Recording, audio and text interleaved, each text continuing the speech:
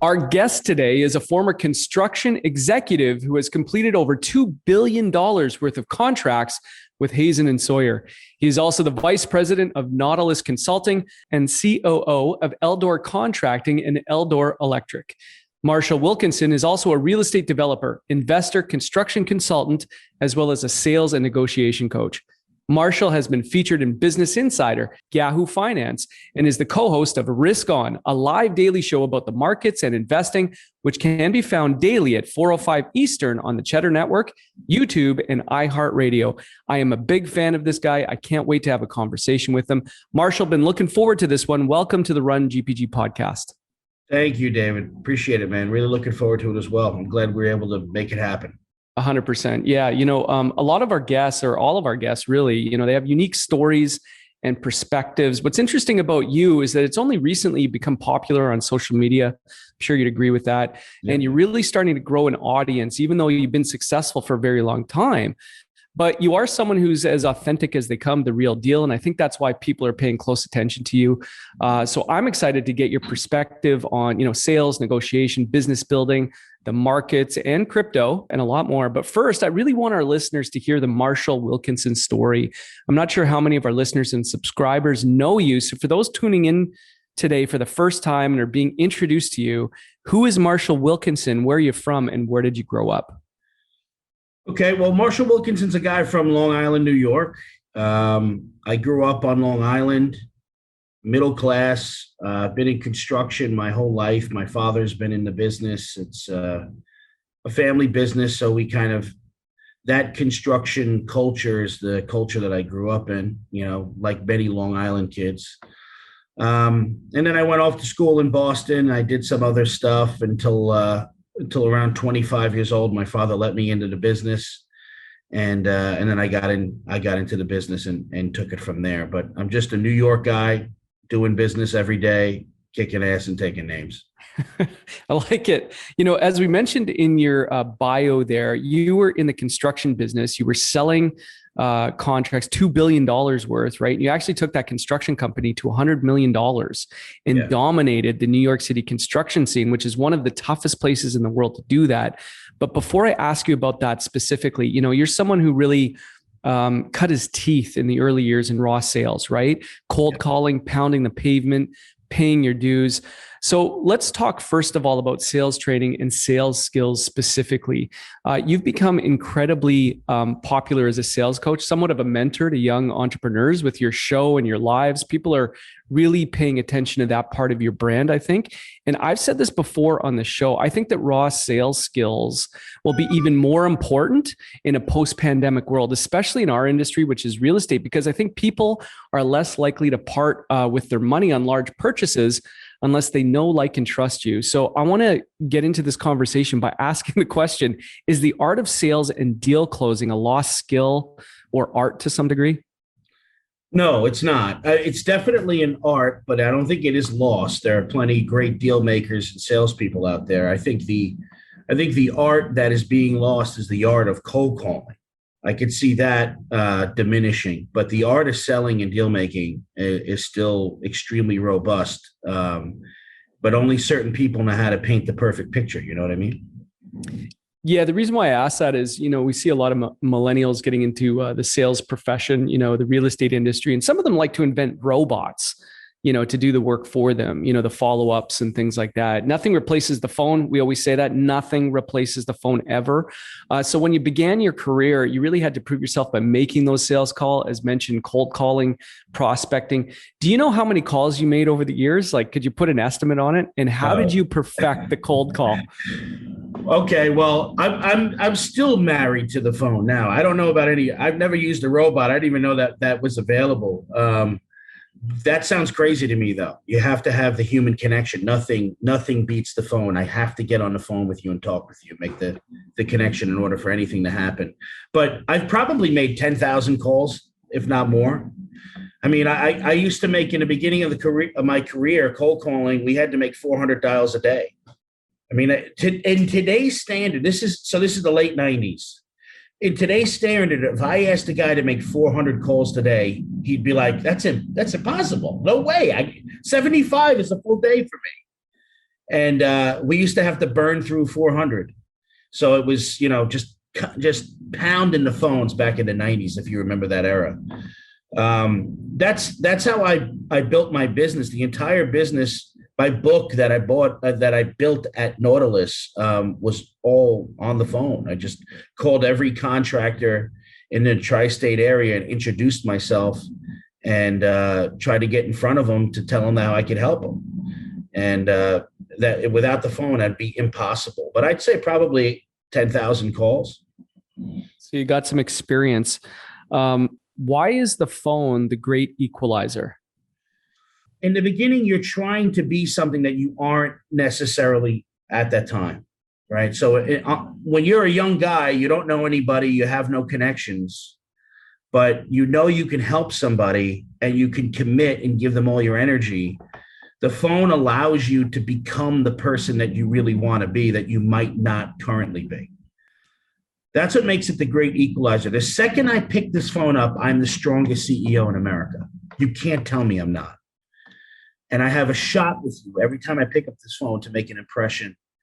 That's what makes it the great equalizer, where if I saw you in person, you may make a quick judgment, look at me and go, yeah, no, I don't want to deal with this guy. But the phone, you don't have that luxury. And I'm able to make my absolute best first impression with my voice. And I believe that's why it's the great equalizer.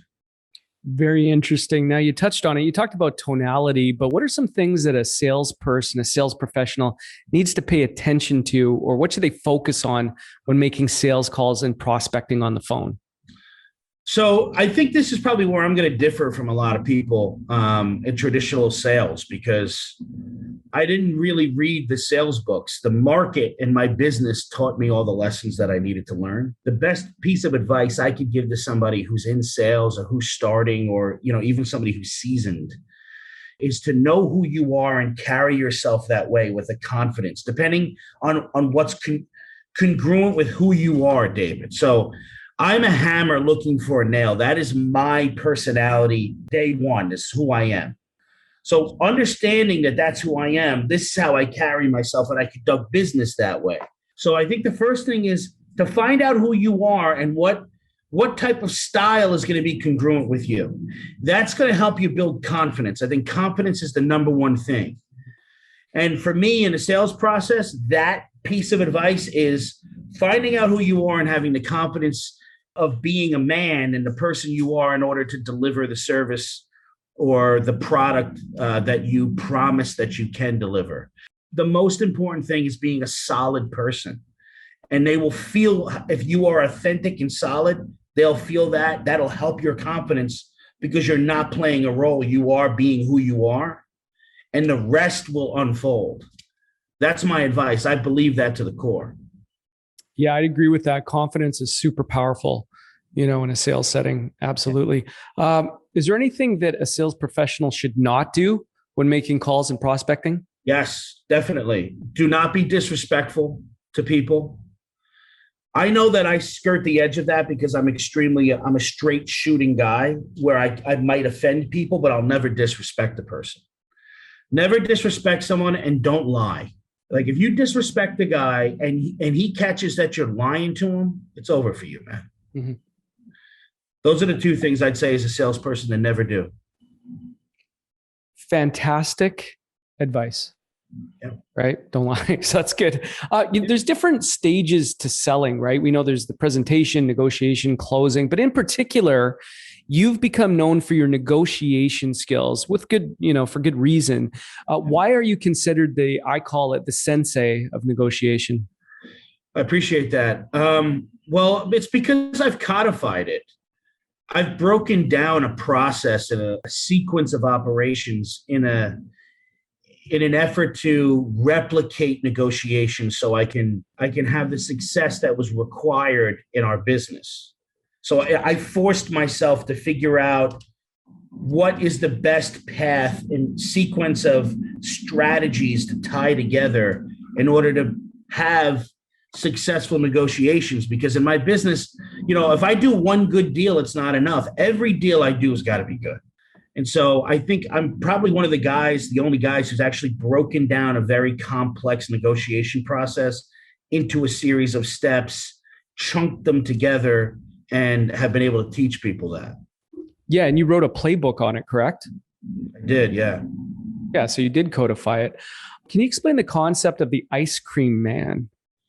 So the ice cream man is the second strategy in a sequence when doing a negotiation. In the beginning of a negotiation, one party has the power over another party. Every single negotiation. Eventually, power will flip. So in the construction and the real estate game, the power always lies with the owner in the beginning. Because the owner could say, look, I don't want to do this development project. I don't want you to be my contractor. So at that point, they have the power. The ice cream man is a strategy that I use in order to get me to the power flip point. So whatever they want, they'll get. Even if the contract is egregious and it's completely barbed, I'm going to tell them that it's okay. Then I'm going to give them everything they want for the price that I quoted. And this is perfect. It's a perfect job. I have to do that. Then once they make the commitment to me, I make the flip.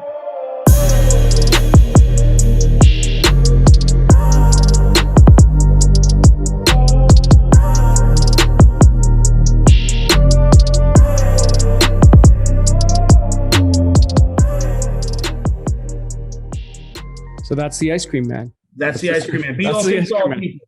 Yeah. Tell them you're going to give them what they want, and be convicted that you will. But there are times, like, it may sound manipulative, but it's not. I mean, there are times where if I told them straight up, well, listen, I'm going to have a big issue with the liquidated damages clause. I'm going to have a big issue with your time barring, getting into the weeds of the contract. Mm-hmm. I'm never going to get the deal. But it's egregious. Like, they have to understand that, that contract that they sent out, they didn't read, and some attorney barbed the hell out of it, and it's not working in the spirit of cooperation with me. Like, it's just not fair, right? So everything that you want, you're going to get from me as long as we work in a spirit of cooperation and you don't try to hurt me. So I have to say yes to everything to get to the point where they make a commitment to me. And then I could say, hey, look, I circled back and looked at a few things. There are a few showstoppers I want to bring to your attention. Then that allows me my ability to start the negotiation process. Can you think of something that a sales professional needs to pay attention to off the top of your head when negotiating? And then the follow-up, anything they should not do, much like, talking about cold calling. Yeah, well, I think the number one thing a salesperson in a negotiation needs to understand is that they need to let logic rule the day. They can't let emotion get to them. Emotions will pop when you change. When you flip from ice cream man to improved condition is the next play. When you flip to improved condition, get ready for emotions. And you have to be cool as a cucumber. So logic is going to keep you grounded. Like how I explained it to you, why I don't think it's a manipulative process, because I'm looking at it from an extremely logical lens. And if I could be logical, then it'll help me stay in a grounded state while people lose their emotion and finally come back to reality. And it allows me to get control. You were obviously a closer, closing $2 billion worth of contracts. Can you think of some of your favorite closing lines or favorite closes? Well, I got to tell you, now it's over $2 billion. I got to pepper that. I stand corrected. I apologize. It's corrected. Okay. It's okay. It's a little flex there. I'll tell you, some of the best closing phrases, lines, word patterns are the easiest ones that are the most powerful. Like, here's one. You ready to go? I say it all the time. Every time I make a point, I'll say, David, you ready to go? What do you want to do, man? Have you heard enough to make a decision? What do you say? You in? Some of those really short and sweet ones are so powerful because you could put them at the end of any great word track. If you guys can benefit from this, you believe you can make money from it, you believe it's going to help you achieve your objectives and you can afford it, and it's the right thing to do, then I'm going to ask you, man, take time out of the equation and let's do this thing. Like, those are the easiest because it's just honesty. So, does this make sense to you? Can you afford it? Yeah. So what do you want to do, man? What do you say? You get on a level with them. Yeah, those are good. I heard one the other day. You ready to put us to work? Shut up. Just shut up.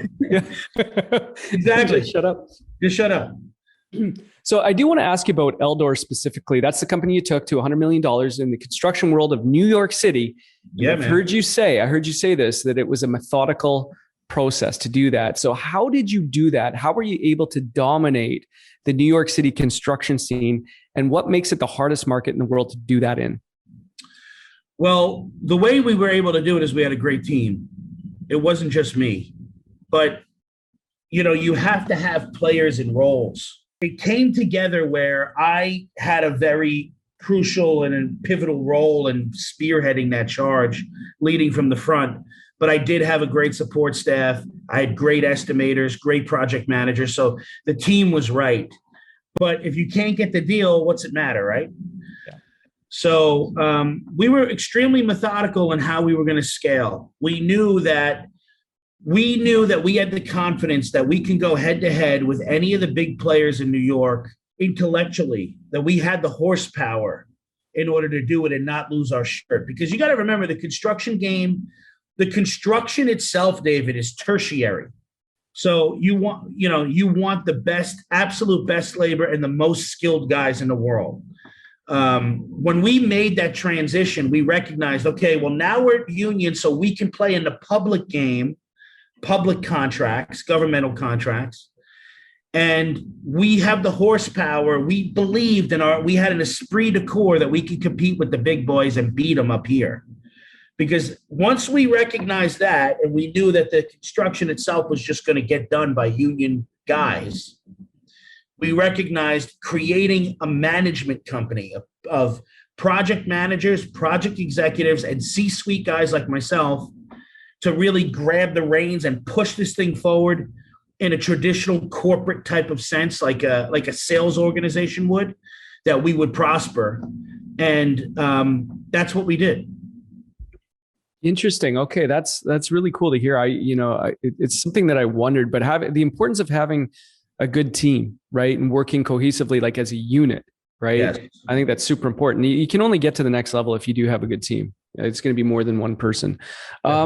I want to ask you about mentorship. Did you have a mentor, or were you self-taught? I had a mentor. My father's my biggest mentor. My dad has been, so this business I learned by sitting at the dinner table every day.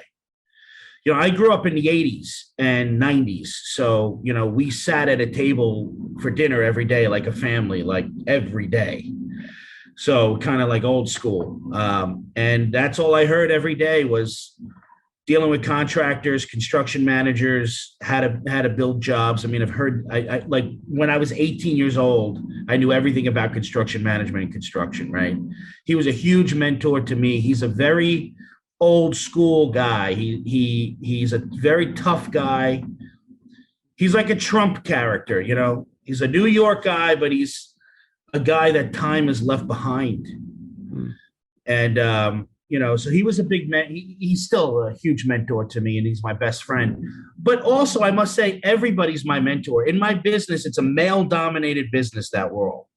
And I will tell you that the men that came before me, very strong men that came before me, I was extremely fortunate that those guys opened up lanes for me to run. They didn't hold me down. And as I ran, they guided me. I'm very lucky with that. Most people have a corporate experience where there's a ceiling and there's somebody trying to protect their job and they hold you down and suppress you to justify their position. Not in my world. They saw that I had the juice quickly. They knew I was Wilkinson's kid.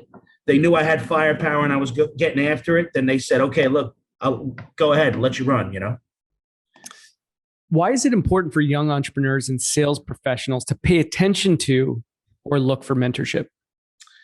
Well, you don't know what you don't know, right? I mean, everything is a form of, we mimic everything, all art and all music. It derives from something that came before us. Like if you were a rapper, you're going to rap in a way that, you heard and that you liked, and you're going to add your own flavor to it. So if you are a person who's trying to make it today, then, you're going to have to find a mentor, somebody that can give you game, that you can mimic, that you can use as a springboard, that you could take from and put in your arsenal And it's crucially important, extremely. But I will say this, I think people go about it the wrong way. I have people in my DM every day asking me to go to lunch. And it's like, I mean, like, the last thing I want to do is go to lunch with you, to be honest. Like, what do you think? I can't afford my own lunch? Like, I want to spend my lunch hour talking to you? Like, you need to be a bit more creative when you're looking for mentors. I was never that guy who was like, hey, look, I really appreciate you. Can you be my mentor? Like, I think that people get that a little bit messed up. Some guys might say, oh, yeah, I'd love to mentor you. I'm telling you, the guy who's got time to mentor you is not the guy you want as a mentor. You need to get in the ecosystem of the player that you're trying to get around. And you got to do something for him. You have to get his attention. Funny thing is, a lot of salespeople, they try to put an emphasis on remembering people's names and stuff like that. You read these books, How to Win Friends and Influence People. It's like you shake a guy's hand and you want to remember his name because somehow that's like a magical rapport building thing. I forget everybody's name. And I'll tell you why, because you're forgettable, dude. If you're not forgettable, I will remember your name. If I forget your name, it's because you made no impression on me, right? That type of concept, and that's why I teach my people and I tell people straight up, that type of concept is the way you get mentors. Get my attention, man.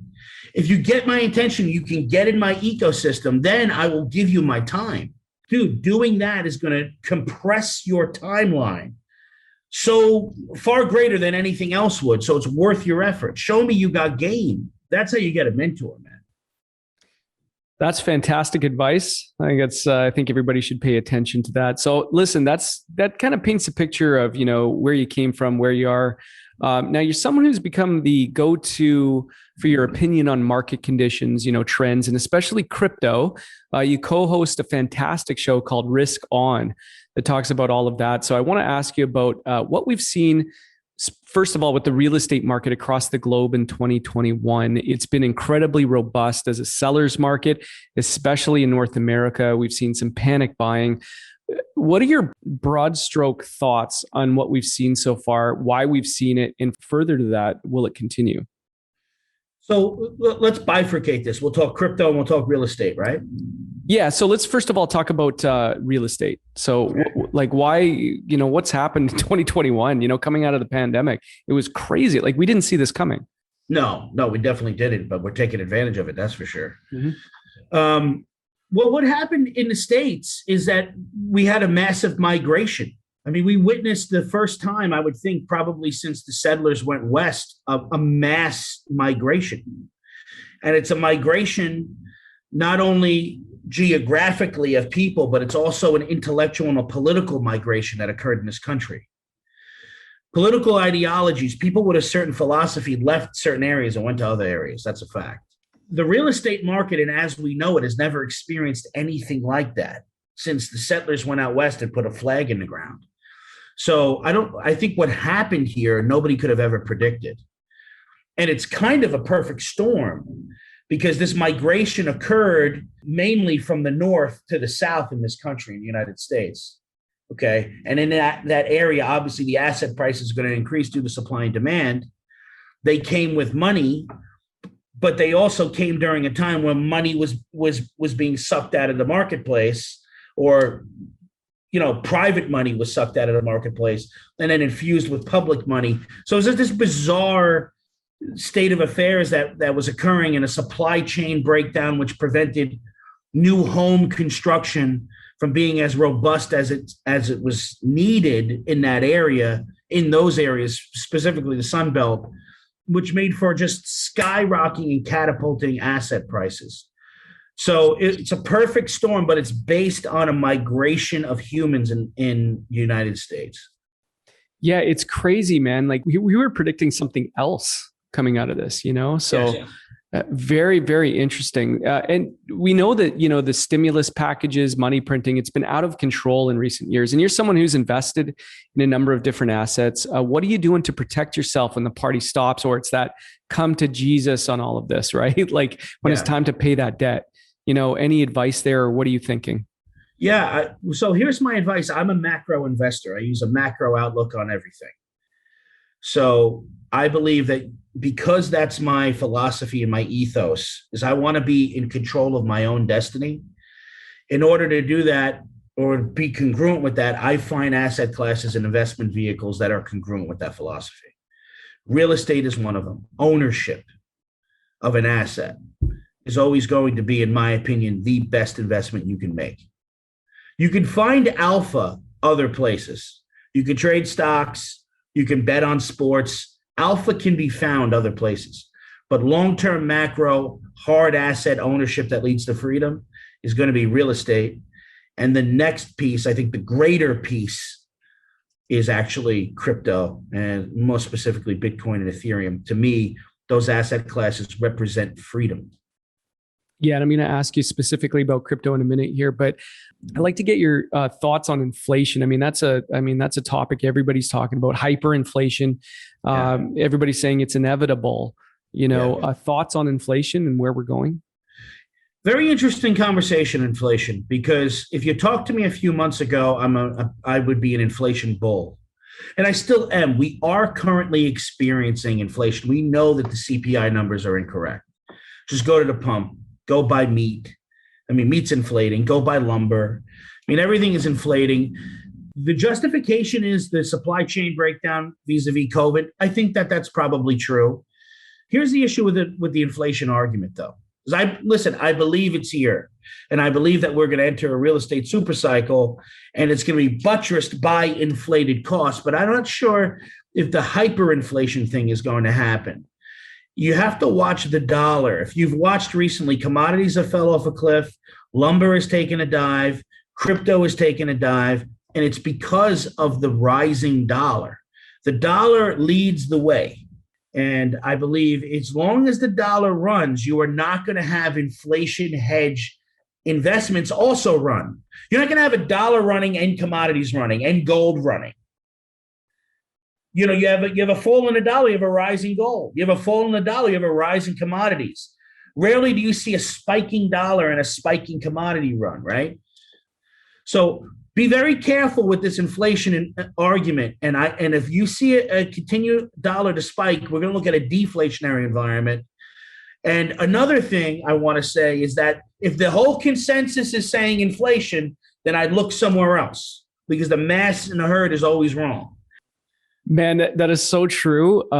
I mean, come to expect the unexpected, right? That's what's happening. We can't predict this stuff. And like you said, with manipulation, you really can't predict anything. No, the timing with manipulation, David, it takes the timing element out. It makes it completely unpredictable. Mm-hmm. So we might make a correct call, but our call might be correct 5 or 6 years from now when we're already broke. Yeah. Because all of these things come down to timing. The direction is easy. Hey, man, do you think this is going to go up or go down? Well, based on everything, I think this is going to go up. Okay, the question is when. So that's the biggest thing all the time, is the timing. So that's why I take a macro approach, because I can't time anything, the worst timer. Mm-hmm. So I basically get into a position that I have a strong conviction in, which is real estate and crypto. And I know we'll talk about crypto in a bit. And I will accumulate a large position. And then I will hope that my thesis plays out. I am more comfortable doing that as a macro investor than being in and mixing it up every single day in the marketplace. Yeah, very interesting discussion. I like your take on that, and I think it's profound. So let's talk about crypto then. That is something we have in common: digital assets, blockchain technology. It's something we're very bullish on, especially in the real estate space. As I mentioned to you, I think we're one of the only brokerages that actually transacts in crypto. All of our real estate listings are in BTC. Awesome. Why are you so bullish on digital assets, particularly Bitcoin? I got to say, I love that you're doing that. And by the way, we need people like you and your company and that vision to proliferate, because you guys have the courage and conviction to step out and do that. I think that's a great play. We need it. The crypto ecosystem needs it. And you guys are one of the only ones doing it. So hats off to you. I salute you, man. I know what it's like to step out in faith on something new like that. And you guys have done it. So good for you. I appreciate that. We also pay our agents in crypto too. If they want to create a crypto portfolio, we take part of their commission checks and put that into, Bitcoin and Ethereum. Why are you bullish on Bitcoin? I'm bullish on Bitcoin because to me, that asset is freedom. I think so. There's a lot more to it. Let me unpack that. Okay. So we have experienced the digitization of everything atomic, really. Just think about what iBooks has done. I have every book ever now right here. So the digitization of everything atomic is what we've experienced over the past 15 years. And the people and the companies that are the masters of the universe now were the ones who spearheaded that effort. We're not going backwards. Well, Bitcoin and the whole DeFi is exactly that for finances. So I don't see us going backwards. So that's one macro argument for it that really clicked for me. The second thing is it's the world's first bearer asset that's self-clearing. I clear a Bitcoin transaction with my cell phone, dude. I don't need Lloyd's of London. I don't need Goldman Sachs. So that is the deal maker for me, that I can be in control of my own destiny, and that this has afforded this technology, not just a phone, but Bitcoin and its entire ecosystem and network has afforded not just Americans, the person in a country that is driven and ruled by a dictator and extremely poor economic policy. It allows them and affords them the ability to not have their wealth and their labor stolen from them from politicians. Quantitative easing does not apply to Bitcoin. It lives outside of that world. So the inflationary argument and the fact that my labor is being stolen from me every single day because the dollars that are in my pocket are worth less today than they will be worth or they were worth yesterday, that I worked for, exerted the same effort for, but I'm getting a diminished return on because a politician decided to put in place very poor economic policy, whom I never voted for, by the way. These economic policy and advisors people, these people are appointed. Bitcoin is immune to that. So it allows a person in those worlds and in those conditions the ability to secure their wealth and not have their labor stolen from them. That's world changing. Nothing's been like that ever. That is how I view this investment. It's not just for guys like me and the Trump and the free. It's not. It's a store of value, yes, but it's freedom for people worldwide. And I believe in the people. There's 7 billion of us, dude.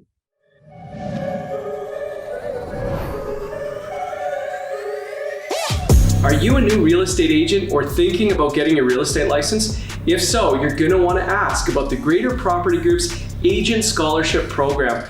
Why pay for the cost of the course yourself when the Greater Property Group will subsidize the cost for you? Make sure you reach out and get all the details on the Greater Property Group's Agent Scholarship Program.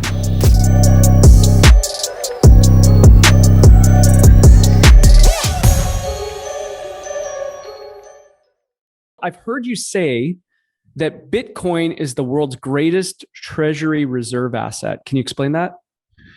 Yeah, I think if you have cash on the balance sheet, you're sitting on a melting ice cube. So you have an obligation. You owe a duty and obligation to your shareholders.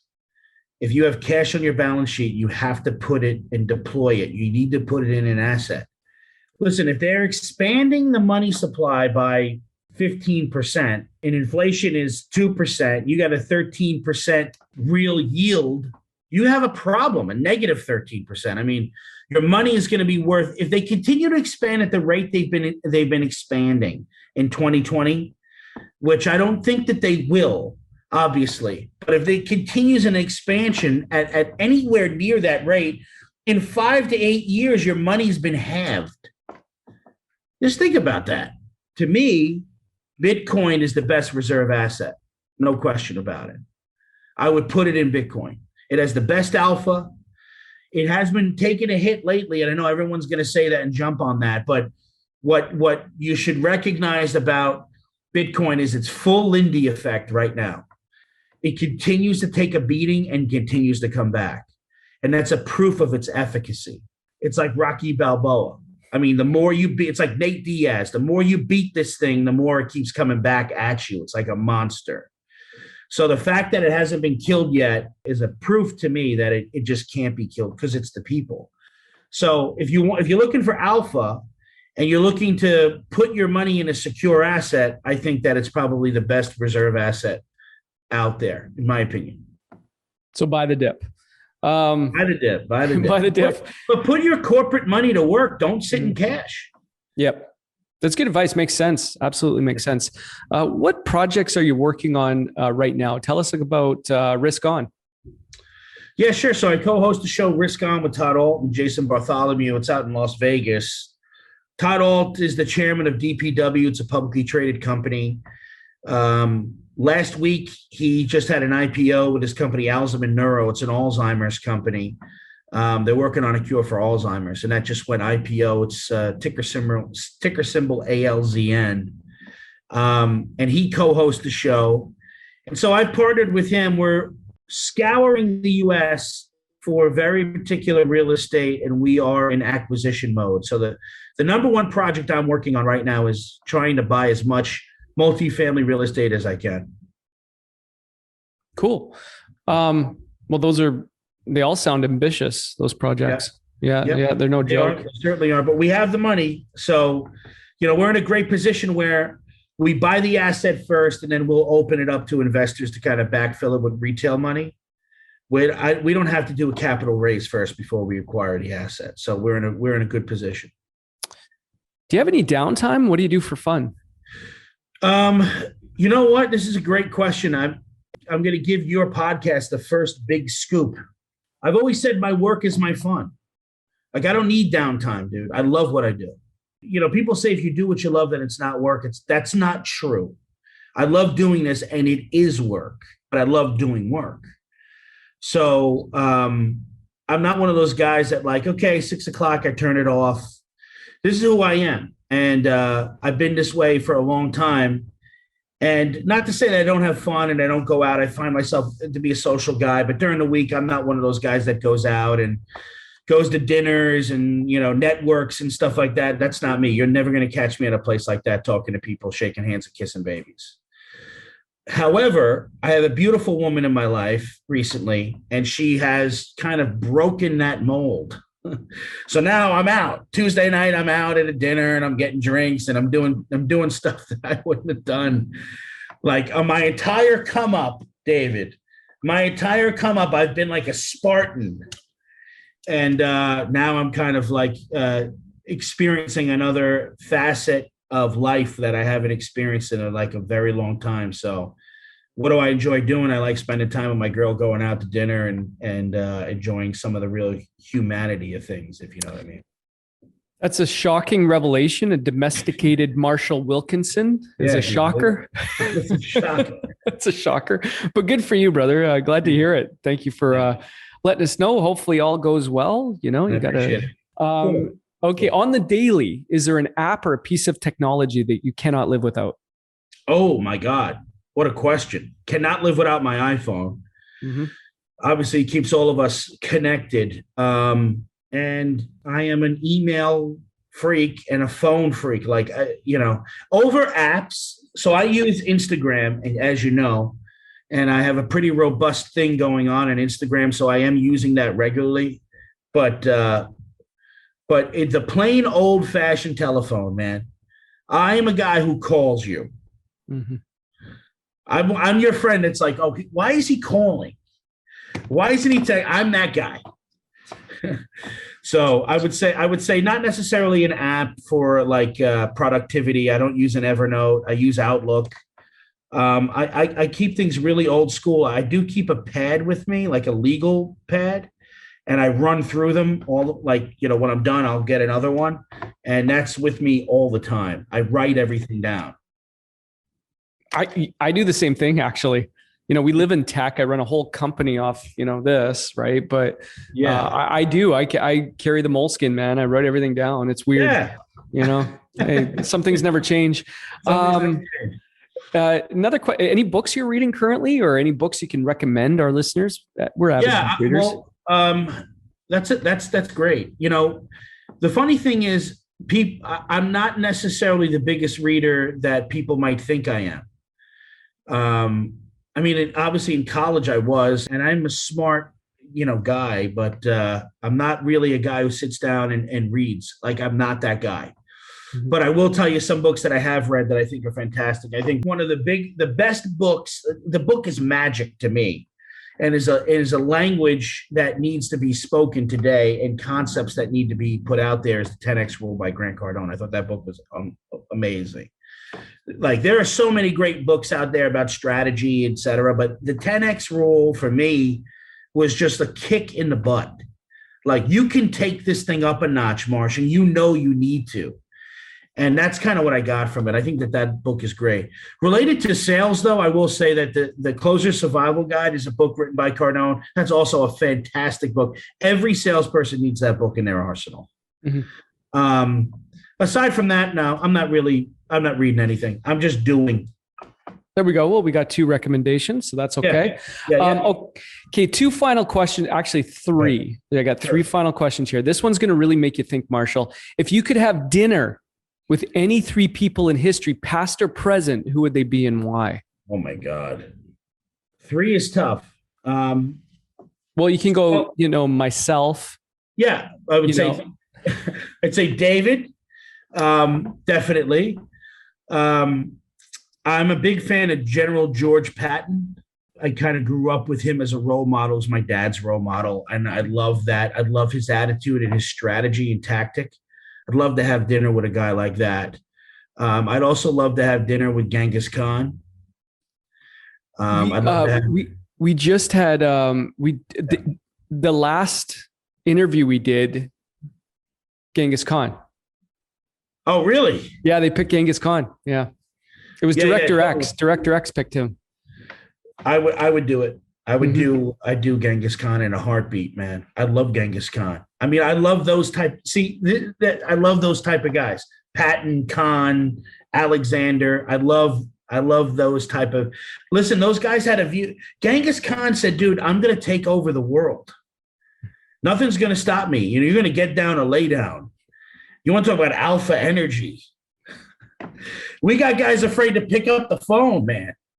Call a guy they never met before. Genghis Khan go kick in the door and take your family. I mean, this is like we are descendants of these people. We've just been civilized, thank goodness. But I would love to pick their brain and get into their mentality, just get that energy going. I like that. Yeah, Director X was saying he read a quote from Genghis Khan when they were raising a village. He showed up and he said, "I'm here," which means God must be mad at you. Man. Beautiful. That's like the Alec Baldwin "I am God" speech, right? Yeah. Awesome. Yeah. Okay, here's another one, and this one I find like super achievers have a really hard time answering this one, which is surprising. But you're opening a bottle of champagne a year from now, celebrating something you've accomplished. What would that be? A year from now. Well, I'll tell you what I would want it to be. I'd want it to be that we are celebrating the fact that we bought 1,000 units this year. We bought $1 billion worth of real estate. Awesome. Well, that's a great goal. Really puts it into perspective. If you do it, you're going to have to crack that bottle of champagne and think of me. Here we go. This is the final question. The word legacy is something we've been hearing a lot from influencers and successful entrepreneurs. What's your legacy? Like, when all is said and done, what does the Marshall Wilkinson legacy look like? Like, what do you want to be known for? I want to be known as a person who's extremely competent. That was a guy who kept his word, that he was fair to people, he gave people opportunity, and he didn't lie to people. I'm really big on that. I'm extremely big on honesty and competency. And the reason why I'm big on that is because earlier in my life, I wasn't. I was incompetent and I was a liar.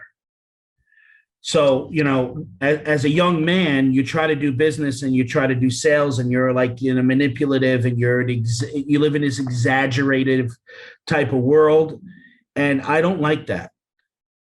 I don't like that anymore. I haven't liked that for 20 years. And I noticed when I stopped being like that is when things got better for me. When I gave people the straight dope and I told you straight up and I was honest with you, and I really was convicted that no matter what, I will deliver for you. That's when things changed for me. And I felt like I could hold my head high as a man. I give you my word, I'm going to get it done. I need you to know that I'm extremely competent. I don't talk about things I know nothing about, and I'll never lie to you. If people will remember me for that, my God, man. And the fact that I give people opportunity, I'm big on giving a guy a shot. Everybody needs a shot. People need a shot. The problem that we have in the world is that I think that there is a lack of opportunity in certain areas for people. And believe me, I'm not like, I know I'm in New York. I'm not a bleeding heart type guy who's going to sit on the corner and freaking with a placard. But I do believe that opportunity should be available for everybody. May the best man or woman win. And in my businesses, I provide that opportunity for people. I'm willing to hire very quickly, give you a shot, but I will fire very quickly as well. Mm-hmm. That's well put. I mean, you are the real deal. Your authenticity just comes through. So I think that's why you're just, I mean, I'm a huge fan. I'm putting everybody onto you. I mean, awesome, man. You are the man. I want to thank you so much for being here. Really appreciate your time today. It was good to hear your story, get your advice on sales and negotiation, as well as hearing your perspective on the current state of the market, real estate, and of course, crypto. So much to take away from this one. I know our listeners and subscribers will find a lot of value in this episode. Thanks again, Marshall. Where do you want the people to connect with you? Thank you, David. You can find me, Real Marshall Wilkinson, on Instagram, marshallwilkinson.com. Pop me in your Google search bar. You'll find me there. And then the Risk On, the link for that. Where do you want to... you find also the Risk On show. You can find that on YouTube. Just pop in Risk On, and we're on the Cheddar Business Network, and we're on iHeartRadio.